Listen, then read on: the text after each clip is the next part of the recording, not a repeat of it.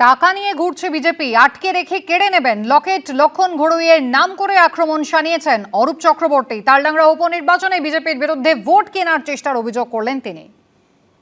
তৃণমূলের গন্ধ লাগানো এক মহিলাকে তারা বিজেপি প্রার্থী করেছে। বিজেপি কর্মীদের মনে অনেক ব্যথা বেদনা, তারা এটা মেনে নিতে পারছে না। তারা চাইছে তৃণমূল কংগ্রেসকে ভোট দেবো, এর প্রতিশোধ নেব। লকেট চট্টোপাধ্যায় 15 দিন ধরে হোটেলে আছেন, 30টা গাড়ি নিয়ে ঘুরছেন। দুর্গাপুরের এক এমএলএ লক্ষণ ঘড়াইও সন্ধেবেলায় গাড়ি নিয়ে বোতল এবং টাকা নিয়ে ঘুরছেন মানুষকে কেনার জন্য। যে গ্রামে যাবে আটকে দেবেন, টাকাগুলো কেড়ে নেবেন। ওগুলো আমাদের টাকা, আপনাদের টাকা। মদ দিয়ে টাকা দিয়ে যারা ভোট বিক্রি করে মানুষের গণতান্ত্রিক অধিকার ছিনিয়ে নিতে চায়, তাদের রুখে দিন। তৃণমূল সাংসদ অরূপ চক্রবর্তীর অভিযোগ শুনলেন। লক্ষণ ঘড়ুইয়ের বিরুদ্ধে তিনি টাকা এবং বোতল নিয়ে ঘুরছেন। লক্ষণ ঘড়ুই পাল্টা কি বলছেন এবার দেখুন। পার্টি আমাকে লকেট দিকে সুভাষ দাকে সমিতির দায়িত্ব দিয়েছে। আমরা মানুষের এলাকায় দরজায় গেছি, ভোট ভিক্ষা চেয়েছি, মানুষকে আহ্বান করেছি। মানুষ দলে আসছেন, সমর্থন করছেন, রাস্তায় নামছেন, প্রতিবাদ করছেন। সেই দেখে ভয়ে তৃণমূলের নেতা অরূপ চক্রবর্তী আতঙ্কিত, ভীত, সন্ত্রস্ত।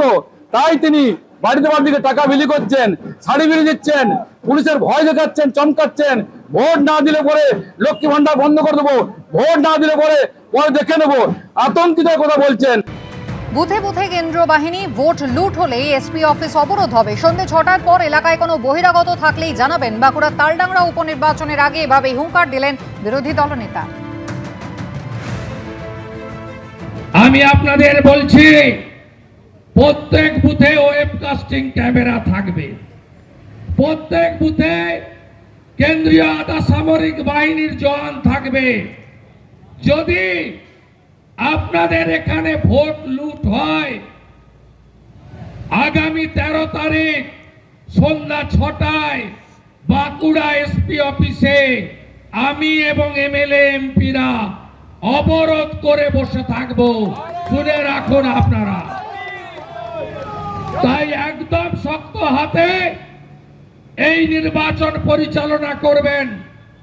সন্ধ্যে 6টার পরে একটাও বাইরের লোক থাকলে আমাদেরকে হোয়াটসঅ্যাপে জানাবেন। কেন্দ্রীয় বাহিনীর কিভাবে তাড়াতে ঠেকাতে হয় কিউআরটি পাঠিয়ে আমরা সেটা করে দেখিয়ে দেব। গুন্ডা মুক্ত, সন্ত্রাস মুক্ত, রিগিং মুক্ত এই উপনির্বাচন আমরা চাই।